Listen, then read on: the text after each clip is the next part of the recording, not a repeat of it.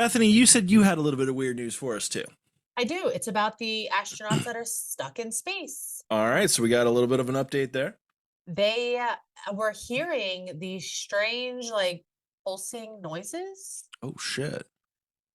They like relate it back to Earth. Uh-huh. They're like, we don't know what this is, and it's really fucking weird. And they're trying to say that it's feedback with the communication systems, Uh-huh. but I don't buy it. It's so weird. It Well, you know doesn't what sound like feedback. Well, you know what NASA stands for, right? What? Never a straight answer. That's true.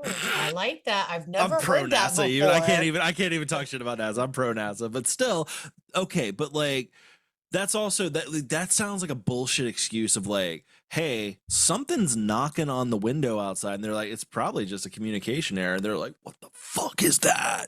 It is along Well, the I mean, they're lines. already kind of screwed, so why are they going to scare them more? Exactly. I know they're talking about not being able to get them back until February and shit. Oof. Like, 8 days turned into freaking 8 months or whatever. Oh my god. How mad are their wives? I know. Well, one's a female, so I Oh, don't well, know if her she has a husband wife. doesn't give a shit then. Probably not, because men don't give a shit about women. That's a blanket statement that's mostly true. Okay. Yeah, it is mostly true. You thought I was gonna take up arms against that, didn't you? I did. Boys have cooties. We That's do. all That's I fair. know.